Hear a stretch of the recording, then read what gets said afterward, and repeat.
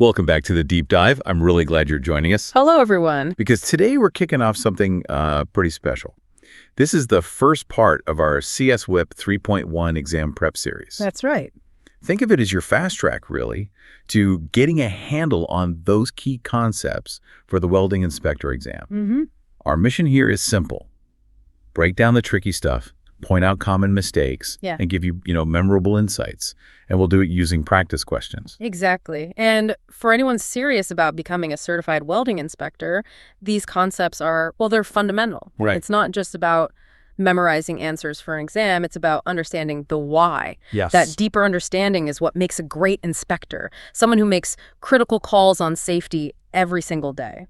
Couldn't agree more. Okay, let's dive in. Yeah. Our first area is welding processes and materials. Okay. This question really gets into how material choices affect things like efficiency and the final weld properties. Here it is. Flux cord wires may be advantageous over solid wires because... A classic comparison. And your options are A, higher deposition. B, lower hydrogen contents in the deposited welds. Yeah. C, easy addition of alloying elements. D, both A and C. Okay, so this one. What's interesting here is how flux cord wires are kind of a clever solution for certain situations. That's right. The answer we're looking for is D. Both higher depositions and the easy addition of alloys are key advantages. Let's unpack that a bit. Please do. So, higher deposition rates, what does that actually mean? It's simply how much weld metal you can put down in a certain time. Right, the speed, basically. Exactly. Flux cord wires, because they're tubular and have flux inside, maybe even metal powders, Uh-huh. they let you run much faster wire feed speeds, so you get more weld metal down quicker compared to a solid wire of the same size. Which matters a lot on big jobs, I imagine. Oh, absolutely. It's a huge deal for productivity. It can really slash time and costs. Inspectors need to get this because it impacts schedules, resources, the whole project flow. Okay, that covers deposition. What about the alloying part, option C? Right, the easy addition of alloying elements. This is where it gets really smart, metallurgically speaking. Oh, so? Well, the core of the wire isn't just flux. Manufacturers can pack it precisely with specific elements, nickel, chrome, moly, whatever's needed. These elements then transfer right into the weld pool. So you can tailor the weld metal properties. Maybe you need more strength or better corrosion resistance or toughness. So much more flexible than solid wires where the composition is fixed. Precisely. It gives you incredible control to meet really demanding requirements. It shows how consumables are engineered to solve problems balancing speed with specific metal chemistry. That's a great breakdown. But you mentioned deposition rates. Are there any downsides? Is it always better? Good question. No, there are always trade-offs in engineering. Flux cord often produces more smoke, more spatter. Right, the cleanup. Yeah, needs better ventilation, more cleaning after welding. Yeah. And you have slag to remove, which you don't get with solid wire. So it's efficient, yes, but it has its own operational needs. Makes sense. And just quickly on option B, the lower hydrogen.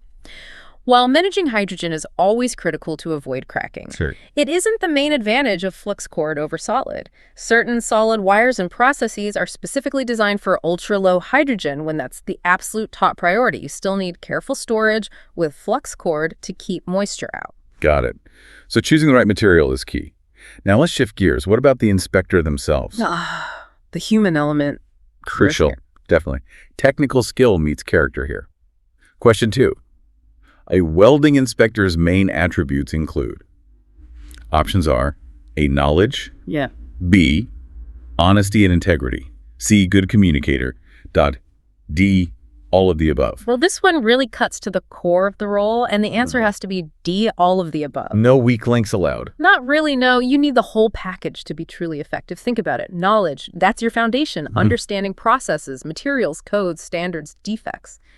Without it, you can't make accurate calls. You need to know what you're looking at and why it matters. And it's not just book smarts, right? It's applying it. Exactly, applying it to real-world situations to ensure safety and quality. Then there's honesty and integrity. This is a non-negotiable. Why so critical? Because the inspector has to be impartial. They're the check, ensuring work meets the specs, regardless of pressure from schedules or costs.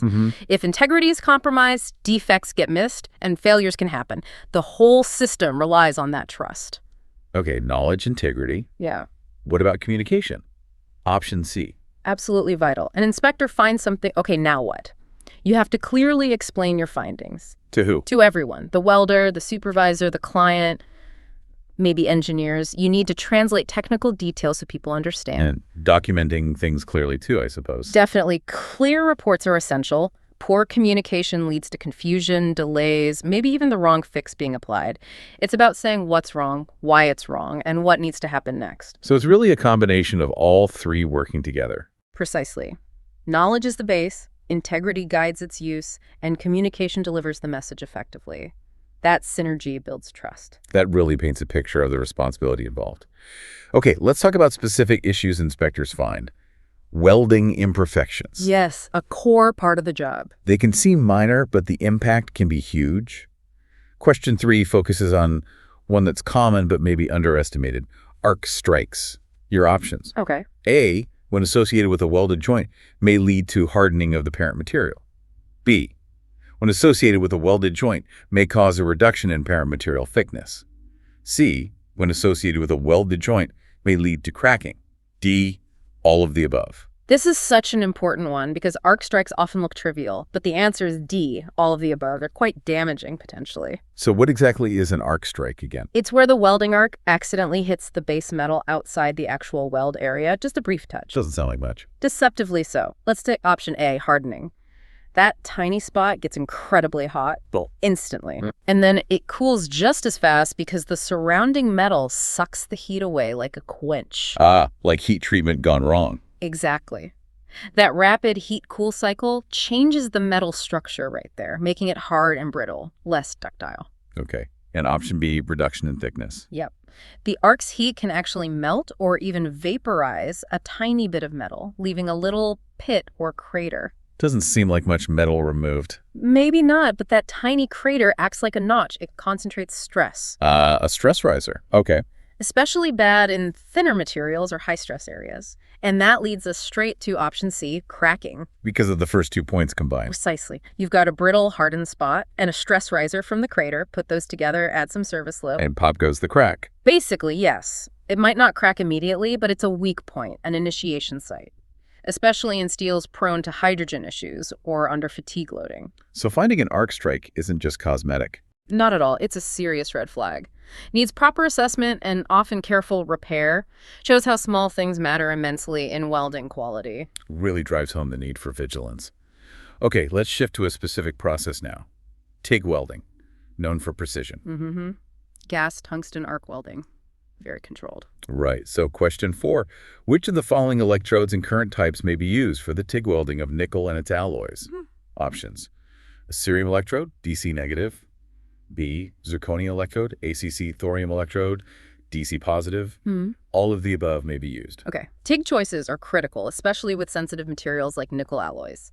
The science points us to A, cerium electrode, DC negative. Why that specific combination for nickel? Well, nickel alloys are great, strong, corrosion resistant, handle heat well, but they can be tricky to weld. How so? Things like hot shortness cracking just below melt point, and they easily pick up contaminants. Got it. So how does cerium with DC negative help? DC negative or DCEN means electrons flow mainly from the electrode to the work. This focuses heat on the workpiece. Giving good penetration. Exactly. Deep penetration, narrow bead. Cerium electrodes give a very stable arc, start easily, last well, ideal for the precise control needed with nickel. And that helps avoid those issues like hot shortness. It does. The focused heat minimizes the overall heat input and the size of the heat-affected zone, reducing cracking risk. It fuses quickly, less time at vulnerable temperatures. What about contamination? DCEN also minimizes electrode erosion. You don't want bits of tungsten getting into your nickel weld that weakens it, so cerium holds up well. Okay, so why not the other options? AC. AC, alternating current, is mainly for aluminum or magnesium. It has a cleaning action that breaks up surface oxides, but it gives a less focused heat, wider HAZ, generally not ideal for nickel. And DC positive. DC positive, or DCEP, puts the heat onto the electrode, melts the tip quickly, gives shallow penetration, really not suitable for most TIGs, especially not nickel. So it's a very deliberate choice for optimal results. Absolutely. Matching electrode, current type, polarity to the material is key in TIG. Fascinating stuff. Okay, our final question today. This one hits on code interpretation and tolerances. Precision again. The bread and butter of inspection, applying the code. Exactly. Question 5. What is the maximum allowable linear misalignment for 8mm material if the code states the following?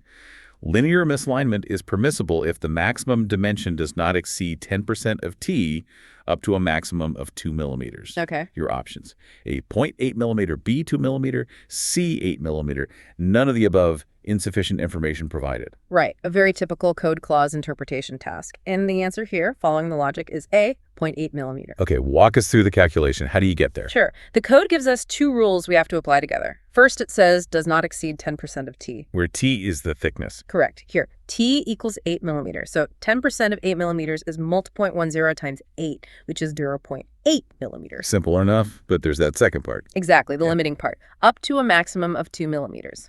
Meaning, even if our 10% calculation gave a number bigger than 2 millimeter, we couldn't use it.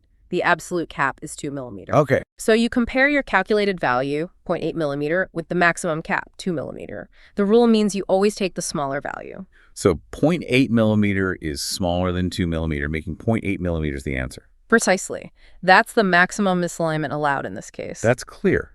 Just to test it, what if the material was thicker, say 25 millimeter? Great question. Let's run the numbers. 10% of 25 millimeter is 0.10 times 25. That's 2.5 millimeters. Okay. Now compare 2.5 millimeter to the maximum cap of 2 millimeter. 2.5 millimeters is bigger than 2 millimeter. Right. So the up to a maximum of 2 millimeter rule kicks in. The allowable misalignment would be 2 millimeter, not 2.5 millimeter. Got it. You can't go over that hard limit. Exactly. And getting this kind of interpretation right is vital. A mistake here could mean accepting a non-compliant weld. Leading to rework or worse. Correct. Costly rework, potential delays, or even safety issues down the line. It really shows you need to read codes carefully, understand every clause, and apply the math correctly. It highlights that attention to detail is just paramount. Absolutely. It prompts the question, how carefully are you as an inspector or aspiring inspector reading and applying those codes? Excellent point. Wow, we've covered quite a range today in this first prep session. Oh, that indeed. From flex cord wires, the essential traits of an inspector, the hidden dangers of arc strikes, TIG specifics for nickel, right through to precise code calculation. We really hope tackling these practice questions has given you some solid takeaways for your CSWIP 3.1 prep, seeing how these details connect to the big picture of quality and safety. And zooming out, what's really interesting is how each question touches on broader themes. Like what? Like quality assurance, safety culture, the need for meticulousness, whether it's understanding the engineering behind a wire, the ethics of the inspector, the physics of a defect, or the legalism of a code, it all ties together. That's a great perspective. So my advice is keep asking not just what the answer is, but why. How does this principle impact the final structure, the safety of others? Really cultivate that problem-solving, critical thinking approach. Fantastic advice. Keep that curiosity burning. Keep practicing. Keep preparing for that CSWIP 3.1 exam. Remember, every bit you understand gets you closer. Absolutely. We're looking forward to diving into the next part of our exam prep series with you soon. Until then, stay curious.